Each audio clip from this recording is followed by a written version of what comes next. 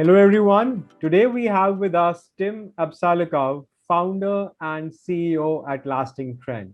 Hi, Tim. How are you? Hi, I'm good. How are you? Doing well. Well, thank you so much, Tim, for taking out time and joining us for the e-coffee series. Really excited to have you. And I have a New Yorker today with me, working with local New York businesses. So really looking forward towards discussing marketing with you. Thank you.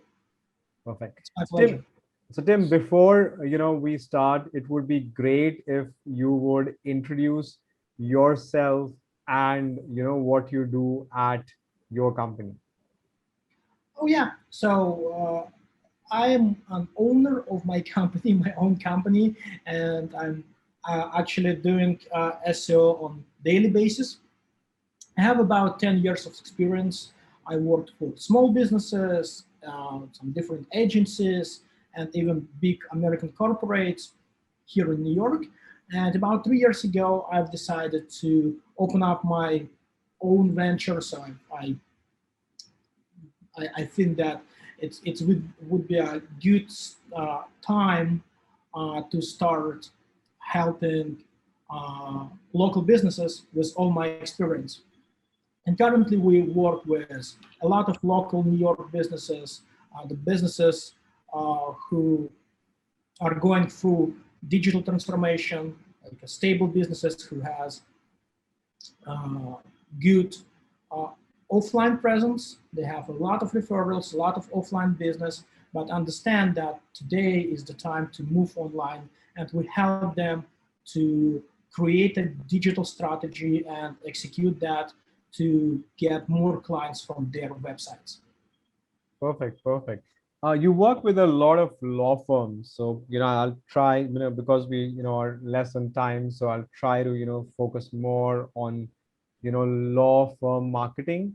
You talk about digital transformation. The first step you would do is you would need a website and that online presence. So when building a law firm website particularly, what are the main pages that it needs to have, and how do you define the site structure? Oh yeah, sure.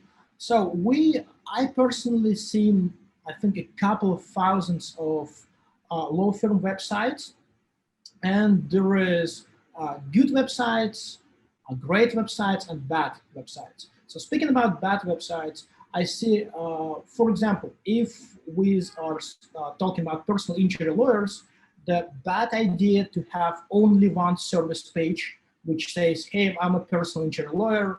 I will fight for you." That's it. So usually in personal injury space, there is different types of services lawyers provide. For example, they provide help with car accidents, medical malpractice, and maybe slip and fall cases. So in this example, that lawyer needs to create at least 3 different service pages, which will be targeted to that particular practice area. So that's the first thing. So speaking about good structure, if you are working with more than one type of cases, you have to have different pages for each type. And also, like another easy fix which we see with a lot of websites. For example, if you are a personal injury in like Orange County, so the title of the page has to have a geo modificator. So instead of calling the page personal injury service, call it personal injury lawyer in Orange County. That's these two things uh, helps a lot. It's like a low-hanging fruits, which we recommend to all of our clients. That's the first thing. So you have to have a lot of commercial slash service pages. And the second thing, which we also recommend to all of our clients, we need to write a lot of informational content on the blog section. Right, right. Also, I think in the law space, like even like the bio is very important because I mean law, the clients when they look for lawyers, I mean they want somebody they can trust. So I think, normally in a lot of websites, the about us page doesn't matter that much. But I think in something like a law firm, the about us or the bio is very important. Oh yeah, for sure, for sure. Yeah, it's a low niche. They are considering UMUL niche, which is your mind or your life. So the trust EAT factor on those websites are is very important. So we also create, if there is more than one lawyer in a firm, we create separate pages for each lawyer with the short bio, with links to their social medias, with all the awards, with specifications. It's basically with everything you can think about when you want to build trust. That's one thing, and the second thing, when we write a content for a law firm, we are asking a lawyer who is familiar with that particular case to read it, approve it, and when we post it under the lawyer's name, which also gives them credibility. I understand. Understand. Tim, tell us, what does your SEO process look like? Mhm. There is two types of processes. The first one, when we already know the niche and we need to make some tweaks. For example, we know we work with personal injury lawyer in New York and just sign a client like a personal injury lawyer in California. So pretty much we already did the research. We know like 80% of the information, and the process here is to basically uh, find out what pages the client has on his website and what pages are required on that field, and fill the gap, and basically create a schedule for posting of the content of the commercial pages, service pages, content, and blog content. When we are entering the space where we didn't work before, so then in this case we add up one more step. We investigate the niche, the practice area, the city. So basically, we're at the first step. Even at the first step, we already trying to find out at least 100 topics or ideas for content. That research based on SEMrush and Ahrefs data. So we are trying to, at first stage, conduct marketing niche research. At the second stage, we are dividing that research into pieces, into actionable plan. And at the third stage, we basically give deadlines to each of the pages we want to publish. Yeah, and for each of those pages, we create in-depth, we run an in-depth research to see how the market looks. I mean, market SEO market. How high is the competition on that, and how many traffic we are possibly can get from that piece, from each piece of the content. I understand. I understand. Makes sense. You talked about trust, and I think, even for SEO, after the EAT update, I mean, trust is a big, parameter for SEO success. You know, when we talk about testimonials, I'm sure, same holds true for lawyers as well. Testimonials are important. But how do you suggest using testimonials for SEO success? The first thing, in low space, it's not always possible to collect testimonials because sometimes lawyers works with very sensitive niche. So in this case, you couldn't share the name of the client. That's like really tough. In this case, the only case studies will work, and in those case studies, our names are not publicly available. On the other side, there is a lot of niches where, like regular niches, like real estate attorney, right? There is nothing bad to say that you bought the home and that particular lawyer helped you. In this case, you got to automate the process. Whatever system you use, if the client use any kind of CRM, there is kind of plugins or some solutions to send a request for a review or testimonials from the client right away when lawyer closes the case. That's only automation. In this case, I kind of do not believe people. I believe robots. So lawyer can forget to send the request for review or something like that. But when you create an automatic system, it works perfectly. Absolutely, absolutely. Also, trying to rank for rich answers has a lot of value. How do you strategize for it? Uh, Basically, rich answers, rich snippet, right? We're talking Yeah, about position zero. yeah, In this case, uh, the first thing you have to consider is the limitation of rich answer. I believe it's something close to less than 100 words or something like that. So you have to, at the first step, figure out all the questions which Google possibly can ask. You can use SEMrush data or Ahrefs data or uh, people also ask.com, something like that, to get an idea of what kind of questions are related to your topic. And then add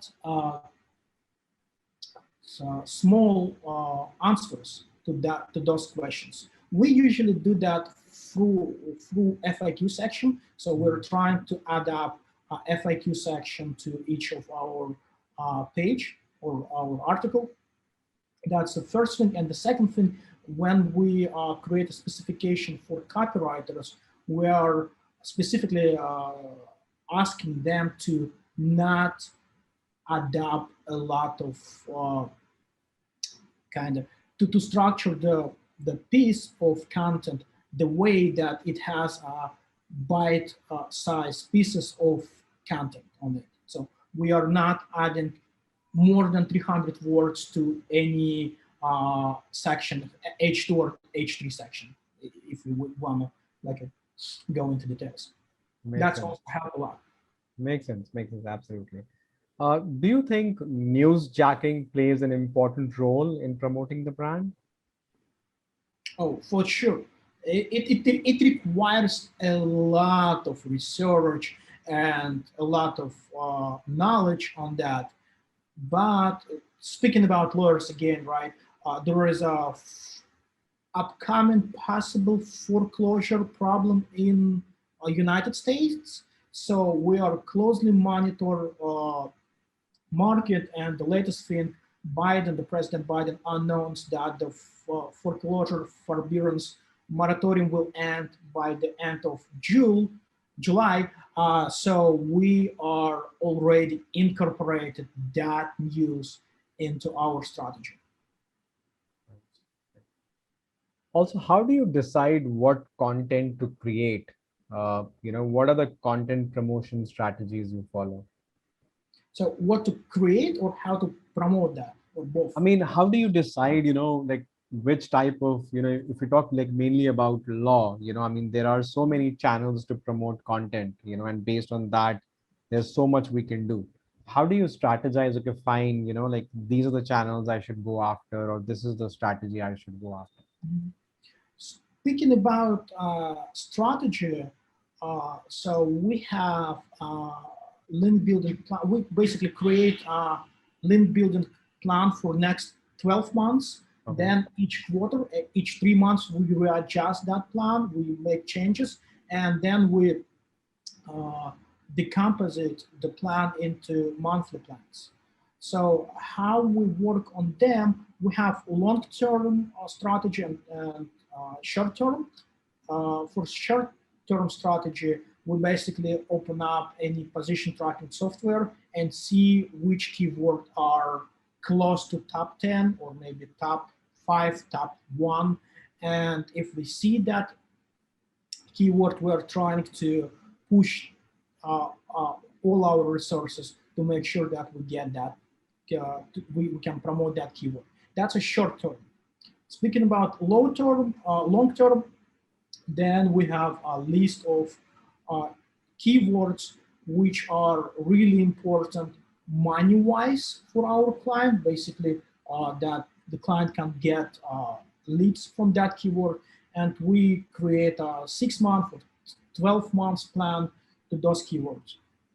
That's about strategy. About channels, I mean, we're trying not to reinvent the wheel.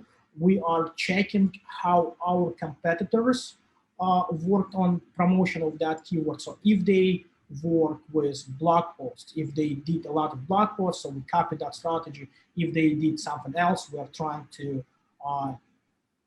at the first stage, copy their strategy. At the second stage, make it better. So Understand. that's it. Makes sense. Also, you talked about link building. I mean, how important, is the ratio between like follow and no follow links? I mean, do you also look for that ratio, or do you only go for do follow? I mean, how does your strategy look like? Mhm.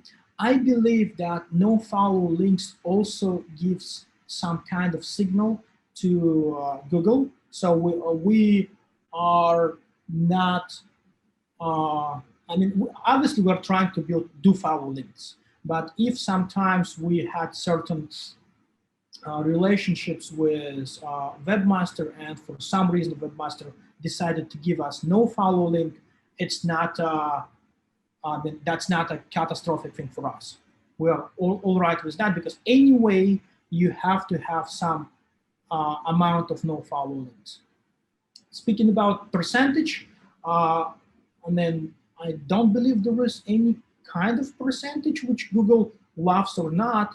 We also uh, basically like a 50-50, 75-25%, maybe all right. If you have more than 75% of do follow links there, then maybe you have to reconsider your strategy. And on other end, if you have most of the no follow links, if you have a lot of do follow or a lot of no follow, that's something to consider. If there is like an equal amount or the same amount as your competitors have, then you're all right. Right, makes sense. Makes sense. Also, is it okay to buy a lot of domains and do a 3-0 redirect to your main one? That's a good question. So we are entering black hat area, and everybody likes to talk about. Uh, yeah, 301, before maybe 5 years ago, you can buy any good domain with a lot of authority and 301 redirected anywhere. Currently, it doesn't work as good. I think we almost stopped redirecting 301 domains about a year ago, because in last March Google rolled out the update, which I think in last March or maybe September, I don't remember it exactly. They roll out the update which basically killed that feature, so you couldn't redirect even closely related domains, and it doesn't work as good as it worked before. But but if you still want to utilize the strategy, what you can do, you can redirect you can 301 redirect the domain which you with good ranking, but you have to save the content. So basically, if that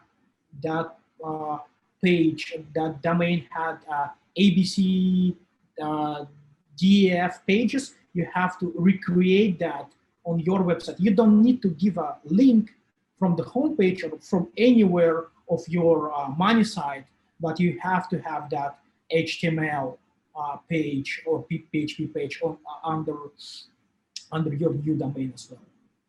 Right, right. Also, what are your thoughts on Google local services ads for like local law firm lead generation? Mhm. Uh, that's good. I mean, the only thing about we used local services ads for a couple of projects, not only for lawyers, and we discovered that sometimes in very competitive niches, the cost per lead is too high. For example, for lawyers, I think that's $200 a call, something like that. On the other hand, for like electricians, it's something like $10 or $15. So, and cost of job for the of average electrician is $300 plus. So for electrician, it works. For lawyers, it may not work as good. That's that. It's strongly related to return on investment. If you can justify Absolutely. the cost, then all right. Yeah, absolutely. I think, yeah, I mean, I think it works more on, tradies, and, because also, like, it's people that are just looking for a quick solution. Mhm. They're looking to call and get a quick solution. So yeah, you're right. So, for tradies, it works much better. Even, that's my experience as well.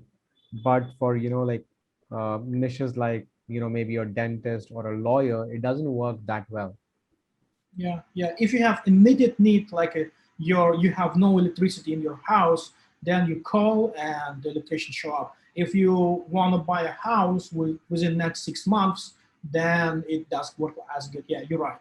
Right, absolutely. Also, Tim, what are your thoughts on optimizing for voice search?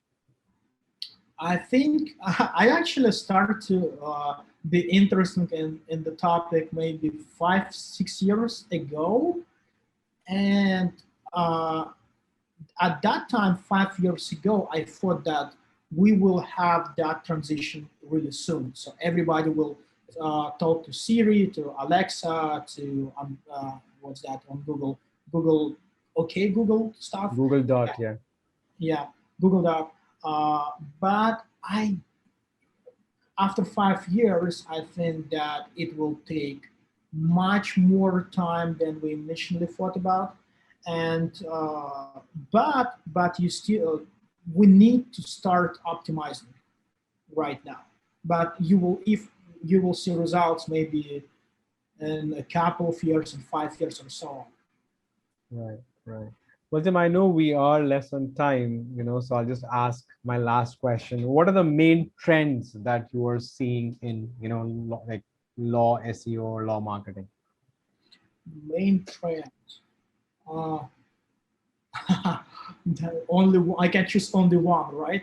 Uh, my opinion on that, that the main trend we see is lawyers try to create better content. So if before, and we even have the blog post on our website about that. Before, when lawyer start to think, then lawyer uh, wrote a blog post, they used the same language they used on court. So Yep. nobody, like layman, could not understand that.